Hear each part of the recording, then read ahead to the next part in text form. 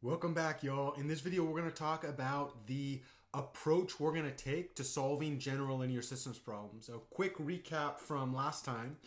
We defined a general linear systems problem as a situation that arises when we are given a matrix that is rectangular. Let's say it has m rows and n columns.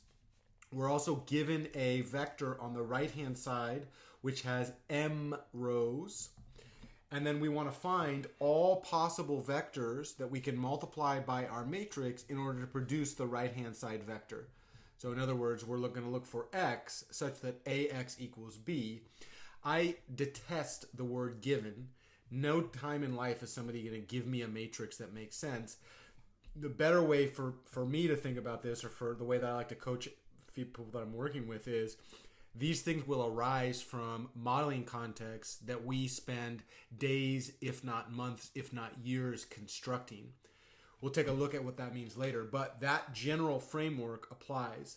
We said in the last video, this is very similar to the nonsingular linear systems problem, except that the number of rows does not necessarily equal to the number of columns, and the matrix A does not necessarily have to have linearly independent columns. It can, but it doesn't have to.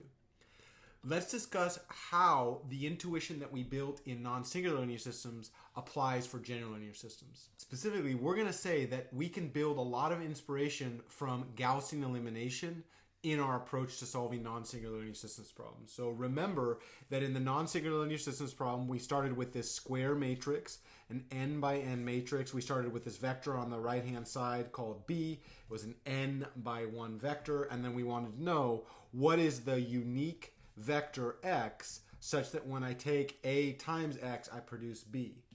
The reason we said that that vector existed is we had guaranteed that the vector b was written as a linear combination of the columns of the matrix A. In our approach to solving this problem, not the LU factorization approach, but the Gaussian elimination approach, what we did is we multiplied A on the left-hand side by a sequence of elementary matrices. So we took either like a shear matrix, a transposition matrix, or a dilation matrix, multiplied on the left of A. Then we did it again, same type of matrices, all the way down. I like to say in the development that we're going to do this t times, where t is the number of transformations necessary to transform A into a more beautiful form. If I multiplied all those matrices on the left of A, I also must multiply all those matrices on the left of B. And then the entire inspiration here was that we were going to continue this manipulation until we got down to a place where we had completely transformed A into a more beautiful form, a form that it makes it a lot easier for us to do math on that, which we said was upper triangular with non-zero diagonals. Similarly, when we applied those transformations on the matrix A, we tracked that on the right-hand side to the vector B, and then we produced this equivalent linear system, which we called the ux equal to y system.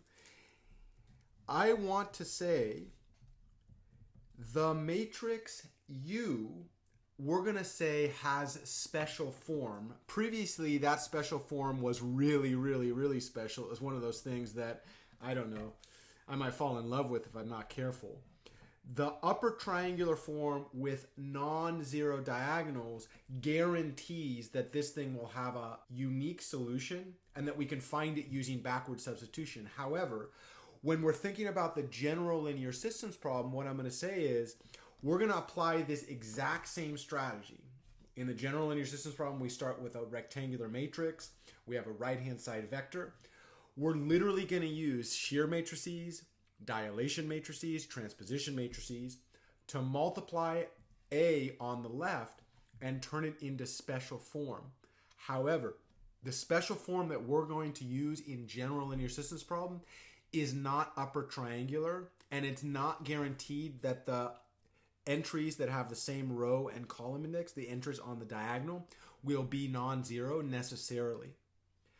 Specifically, when we translate our general linear systems into special form, using Gaussian elimination, using multiplication on the left by our special type of matrices, this form is going to be called either REF, row echelon form, or RREF, reduced row echelon form. This implies that all the work that we did to develop our solution to the nonlinear systems problem actually takes us into how to solve general linear systems problems. The one caveat we need to know is what the heck is REF or RREF? What does that look like?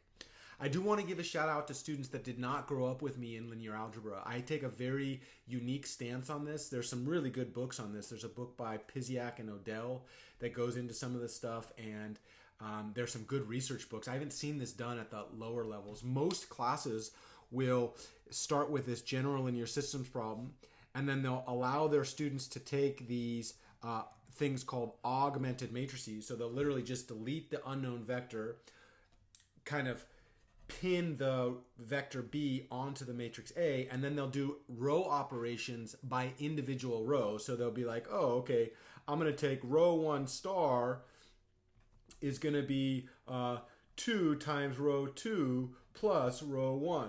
Well, it just so happens we're accomplishing this operation through matrix multiplication. This is what I would call grown-up numerical linear algebra paradigms that exist post-1960s. So the first thing I wanted to say for those people that are not used to this, when you're thinking about doing row operations, we're doing the same thing. We're just doing it via matrix multiplication. The second thing that I'm going to say is notice that when we apply row operations to the augmented matrix, all the row operations that we do to the matrix A also get done to the vector B, and that's exactly what's happening up here. It's just done in a way that we expect it, much more related to the material that we did in algebra. Anytime I manipulate the left-hand side of my equation, I must also manipulate the right-hand side of my equation. In the next video, we're going to take a look at an example of constructing matrices from a real-world context, and then also get a sense of what this whole process looks like in that case. I'll see you in the next video.